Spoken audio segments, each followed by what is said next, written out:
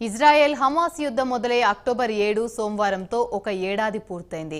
గతేడాది ఇదే రోజు హమాస్ మిలిటెంట్లు ఇజ్రాయెల్పై దాడి చేసి 1200 మందిని చంపి 251 మంది ఇజ్రాయెల్ పౌరులను బందీలుగా తమ వెంట తీసుకెళ్లింది. దీంతో ఇజ్రాయెల్ హమాస్పై యుద్ధం ప్రకటించింది.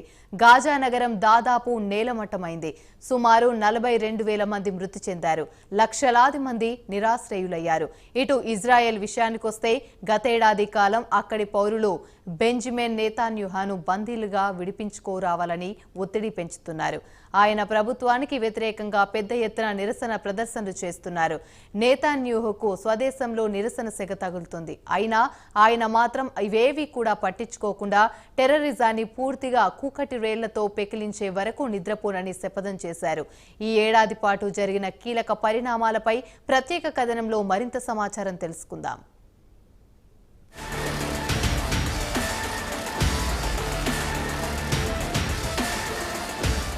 ఇజ్రాయెల్ హమాస్ యుద్ధం మొదలై సోమవారంతో ఓ ఏడాది పూర్తయింది. ఈ ఏడాదిలో ఇటు హమాస్తో పాటు అటు హెజబొల్లాకు చెందిన కీలక నేతలు ఒకరి తర్వాత ఒకరు చనిపోయి ఇటు హమాస్ అటు హెజబొల్లాకు కోలుకోలేని దెబ్బ తగిలింది. ఇక ఇజ్రాయెల్ వైపు చూస్తే హమాస్ మిలిటెంట్లు 1200 మందిని చంపి 251 మందిని బందీలుగా తమ వెంట తీసుకెళ్లారు. తమ వారిని విడిపించుకు రావాలని ఇజ్రాయెల్ ప్రధానమంత్రి బెంజమిన్ నెతన్యాహుపై ఒత్తిడి పెరుగుతోంది. టెల్ అవీవ్లో పెద్ద ఎత్తున ఆయనకు వ్యతిరేకంగా నిరసన ప్రదర్శనలు జరుగుతున్నాయి. కాగా హమాస్ మిలిటెంట్లు కేవలం ఇజ్రాయిలీలనే కాకుండా ఇతర దేశాలకు చెందిన వారిని కూడా తమ వెంట బందీలుగా చేసుకుని తీసుకెళ్లారు. అయితే ఇజ్రాయెల్ మిలిటరీ ఆపరేషన్ ద్వారా కొంతమందిని విజయవంతంగా విడిపించుకుపోయారు. కొంతమంది బందీలుగా మానసిక వేదనతో చనిపోయారు. ఏడాది పూర్తయిన సందర్భంగా బందీల కుటుంబాలు ప్రపంచ దేశాలు గాజాపై ఒత్తిడి పెంచి బందీలను విడిపించాలని వేడుకుంటున్నారు. కాగా హమాస్ షరతులకు ఇజ్రాయెల్ ప్రభుత్వం అంగీకరించి కొంతమంది ఖైదీలను విడుదల చేసింది. బదులుగా హమాస్ 108 మంది బందీలను విడుదల చేసింది.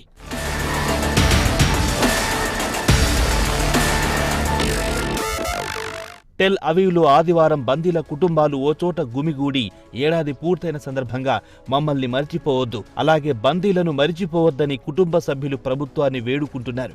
ప్రపంచ నాయకులు, అంతర్జాతీయ సమాజం హమాస్పై ఒత్తిడి పెంచి బందీలను విడిపించాలని బందీల కుటుంబ సభ్యులు కోరుతున్నారు. రోజులు గడిచే కొద్దీ బందీల కుటుంబాల్లో తమ వారు తిరిగి వస్తారన్న ఆత్మవిశ్వాసం కొరవడుతోంది.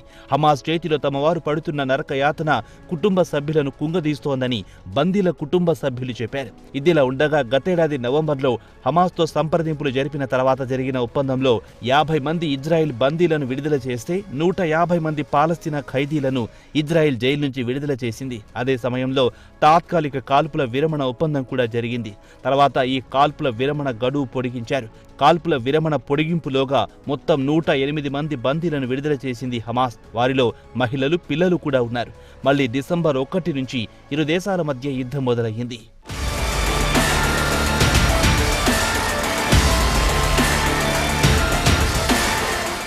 ఇదిలా ఉండగా హమాస్ బందీలుగా చేసుకున్న వారిలో 21 ఏళ్ల మియాస్ కేమ్ అనే యువతి కూడా ఉంది. కాగా ఈ యువతి ఇజ్రాయిల్తో పాటు ఫ్రెంచి సిటిజన్ ద్వంద్వ పౌరసత్వం ఉంది. ఆమె అక్టోబర్ 7న జరిగిన సూపర్ నోవా మ్యూజిక్ ఫెస్టివల్ను చూసేందుకు ఇజ్రాయెల్కు వచ్చారు. హమాస్ చెర నుంచి విడుదలైన తర్వాత ఆమె 54 రోజుల పాటు హమాస్ చెరలో బందీగా ఉన్నప్పుడు నరకయాతన చూశారని తన ఆవేదన వెళ్లగక్కారు. దీంతో పాటు మరో హై ప్రొఫైల్ బాలికను విడుదల చేశారు. 9 ఏళ్ల ఎమిలీ హ్యాండ్ విషయానికొస్తే ఆమె ఐరిష్తో పాటు ఇజ్రాయెల్ పౌరసత్వం కలిగి ఉన్నారు. అక్టోబర్ 7వ తేదీన ఇజ్రాయెల్లోని కిడ్బుజ్ బేరీ అనే ప్రాంతం నుంచి ఆమె తప్పిపోయారు. బాలిక కిడ్నాప్కు గురైన సంగతి తెలిసిన తల్లిదండ్రులు మనోవేదనకు గురయ్యారు. విడుదల తర్వాత తల్లిదండ్రుల సంతోషానికి అవధులు లేవు. ప్రారంభంలో బాలిక చనిపోయిందన్న వార్తలు రావడంతో వీరు దాదాపు కోమాలోకి వెళ్లిన పరిస్థితి.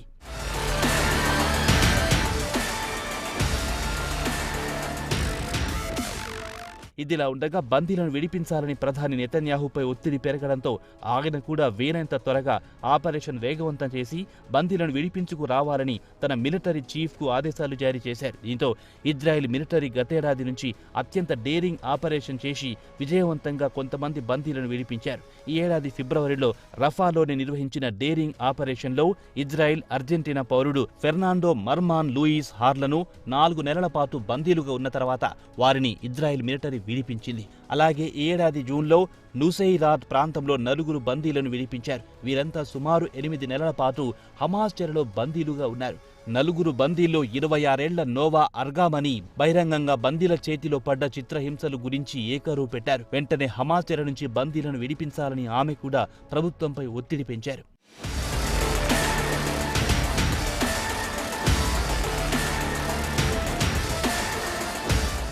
ఇదిలా ఉండగా ఆగస్టులో బెడాయిన్ ఇజ్రాయిల్ బందీ ఫర్హాన్ అల్ ఖాదీని హమాస్ టన్నెల్ నెట్వర్క్ నుంచి రక్షించారు. Israel military underground tunnel network ను కనుగొని బందీలను విడిపించింది. Hamas underground tunnel network నుంచి విడిపించింది కేవలం ఫర్హాన్ అల్ ఖాదీని మాత్రమే. అయితే బందీలను విడిపించడంలో అన్నిసార్లు ఇజ్రాయెల్ మిలిటరీ విజయం సాధించలేకపోయారు. కొన్నిసార్లు విఫలమయ్యారు. గతేడాది నవంబర్లో 2 బందీల శవాలను గాజా నగరంలో కనుగొన్నారు. చనిపోయిన వారిలో 19 ఏళ్ల నోవా మార్సియానో, 65 ఏళ్ల ఎహ్దీద్ వైసీస్ గా గుర్తించారు. ఇక మార్సియానో విషయానికొస్తే ఇజ్రాయెల్ డిఫెన్స్ ఫోర్స్ కు సంబంధించి సైనికుడు కాగా నోవా మార్సియానోను నాహల్ ఓజ్ బేస్ లో బందీగా చేసుకోగా వైసీస్ విషయానికొస్తే 5 పిల్లల తల్లి. ఆమెను కిడ్బూజ్ బేరీ ప్రాంతం నుంచి కిడ్నాప్ చేసి తీసుకెళ్లారు హమాస్ మిలిటెంట్లు.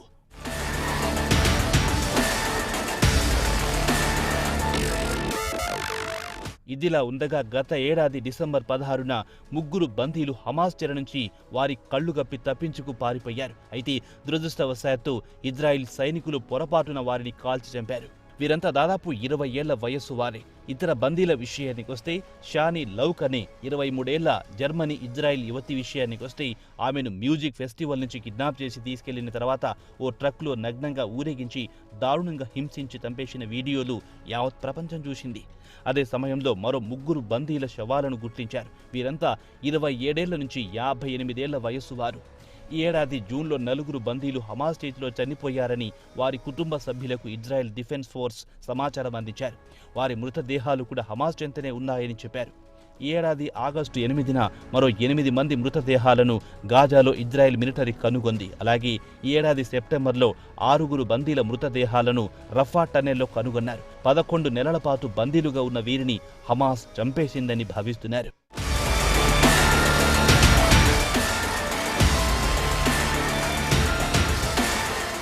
ప్రస్తుతం ఇజ్రాయెల్ బందీలను రక్షించేందుకు అందుబాటులో ఉన్న అన్ని అవకాశాలను వినియోగించుకుంటోంది ఇజ్రాయెల్ ఐడిఎఫ్. ఇప్పటికీ 97 మంది బందీల ఆచూకీ తెలియకుండా ఉంది. ఇజ్రాయేలీల అంచనా ప్రకారం కనీసం వారిలో 33 మంది మృతి చెంది ఉండవచ్చునని భావిస్తున్నారు.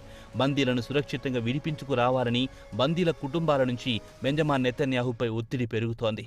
హమాస్ చెర నుంచి బందీలను విడిపించాలని ఇజ్రాయెల్ ప్రధానమంత్రి కూడా గట్టి పట్టుదలతోనే ఉన్నారనేది వాస్తవం. రోజులు గడిచే కొద్దీ బందీల కుటుంబాల్లో మరింత ఆందోళన పెరుగుతోంది తప్ప తగ్గడం లేదు. త్వరలో యుద్ధం ముగిసే సాధారణ పరిస్థితులు రావాలని కోరుకుందాం.